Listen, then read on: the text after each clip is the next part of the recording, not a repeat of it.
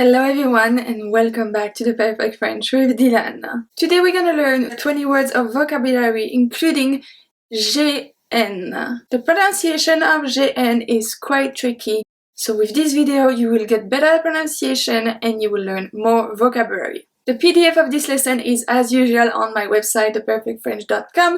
You just have to go and grab it. For this week's video on Monday we saw the verb devoir, to have to, conjugated present tense. And then tomorrow, Thursday, we're gonna learn 10 spelling mistakes that you can avoid. The link for those two videos and all the videos I'm going to talk about today in this video are all going to be in the description box. So in French, we have 3 different pronunciations for GN. The first one is ni. Ni. So it's like an N and an E after. Ni. This one works 90% of the time. The second one, I would say, works 9% of the time. And it makes the sound So it's just a N. And then the third one is maybe 1%. I'm gonna give you 2 words at the end. It's when we pronounce the G and then the N. Gn. Gn. It sounds extremely awful to pronounce like that, but you're gonna understand at the end of the video. So, 90%, 9%, 1%. So if you're not sure about the pronunciation of a new word, just pronounce it like the first one. You have a good chance that it's gonna be like that. Let's quickly differentiate the first one and the second one. The first one, the ni, is gonna work all the time except for the second one. The second one is only when the 2 words GN is followed by OE. So it's only when it's followed by the sound wa. Wa. In this case, that means the sound noix. Noix. Okay?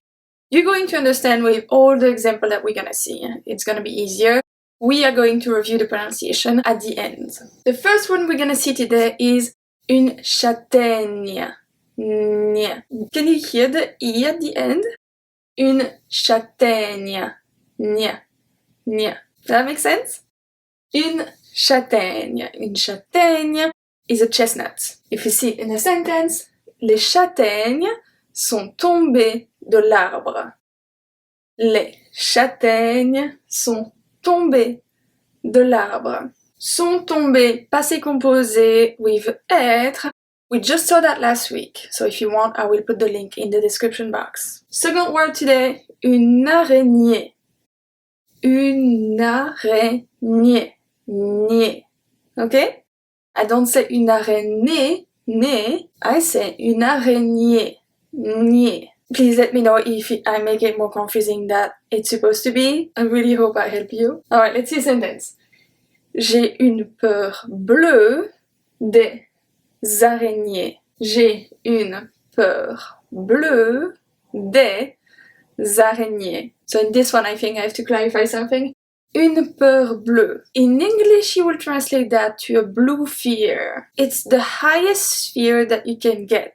When you see these comic books and you see that the person is so afraid that she's turning blue, well, I think it's where that's coming from. Avoir une peur bleue. Being afraid of spider, it's a very common fear. Some people, however, are absolutely terrified of spider. So, avoir une peur bleue des araignées. Nier. Numéro 3, un champignon. Un champignon. Nion. So I don't say un champignon. Un champignon. I say un champignon. Les champignons poussent dans la forêt. Les champignons poussent dans la forêt. Numéro 4, and this one is very tricky to pronounce because the pronunciation is nothing like what you could read if it was a new word for you. I think it's in my video actually for a word that you do not pronounce correctly. I will put it also in the description box. So you will be tempted to read that un oignon. Oignon. Technically, it could be that. Un oignon. However, we don't pronounce the E, we don't pronounce the first E, and then we have an E actually after GN. Un oignon. Oignon. Nion. Un oignon. If anything, just think about the word onion that you have in English and pronounce it with the French letter. Un oignon. It works perfectly actually. In a sentence, il pleure quand il coupe des oignons. Il pleure quand il coupe des oignons. Numéro 5, un signal. Un signal, nial. I don't say un signal, I say un signal. Ce signal signifie que le train approche. Ce signal signifie que le train approche. So I didn't add signifier to the list of verbs because it has a E after the GN, so it doesn't really make sense. You know that in this one you have to pronounce it. Next one, une signature. Une signature. Il faut juste ajouter votre signature ici. Il faut juste ajouter votre signature ici. Next one, we use it quite a lot. It's not something that I think you're gonna learn in the books because it means grumpy. Grumpy. It's grognon. Grognon. Grognon. Les bébés sont grognons quand ils sont fatigués. Les bébés sont grognons, grognons quand ils sont fatigués.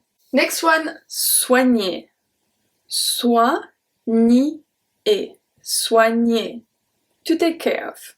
Tu dois bien soigner cette plaie. Tu dois bien soigner cette plaie.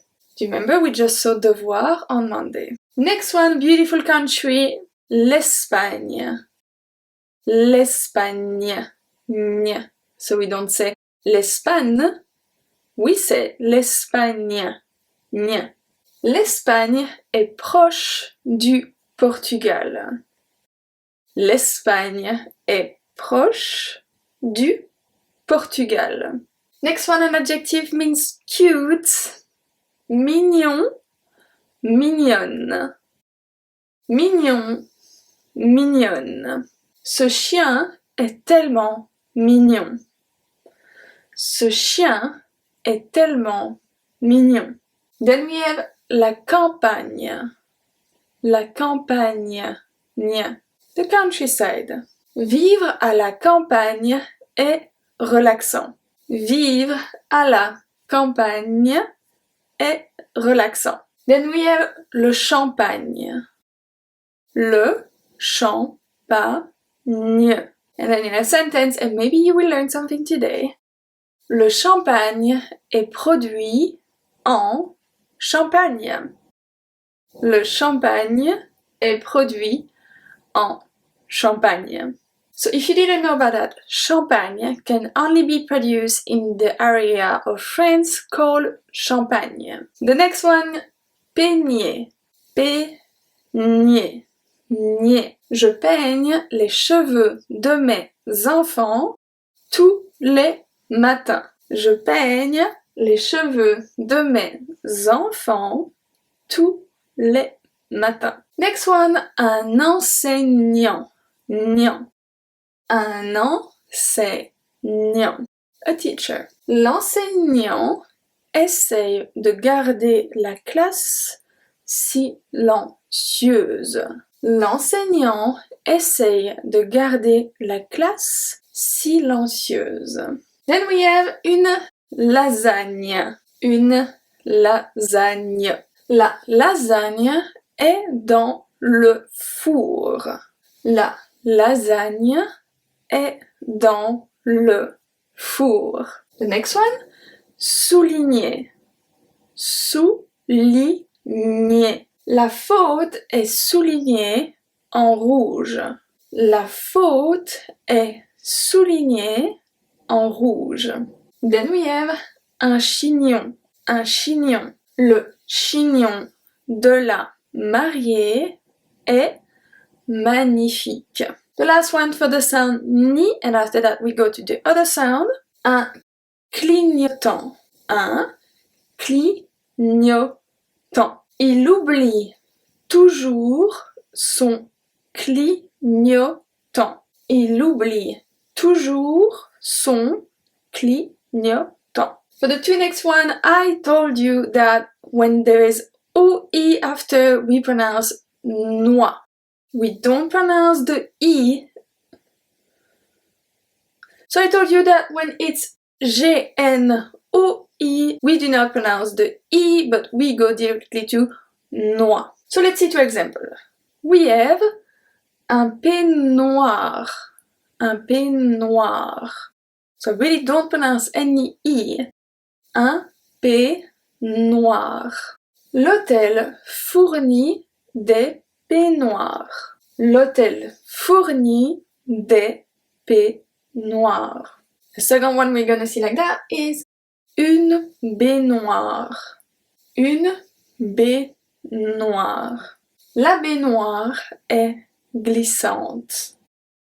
La baignoire est glissante. And then we're gonna see the last pronunciation, which is pretty rare. That's why I say it's only probably 1%, and it's honestly probably less, but I really don't want to do any math right now. So I'm gonna give you two words just for you to know, but honestly, it's very not that common. So just remember that. The first one is un gnome. Un gnome. Okay? Un gnome. Gnome. Then the second one is un diagnostic. Un diagnostic. Should say it in one word. Un diagnostic. Un diagnostic. Let's review the three pronunciations. The first one is ni. Ni. The second one is just the N, only when it's followed by OE. And then the last one, un gnome. I hope you enjoy, I hope you learned something. Don't forget to subscribe to my channel. Like this video, it really helped me. You can leave me a comment if you have a question about French, about anything. I would be more than happy to help you. You can connect with me on this YouTube channel, on my Instagram and my Facebook page. I really try to answer every comment and every message I get. And I will see you soon for another lesson.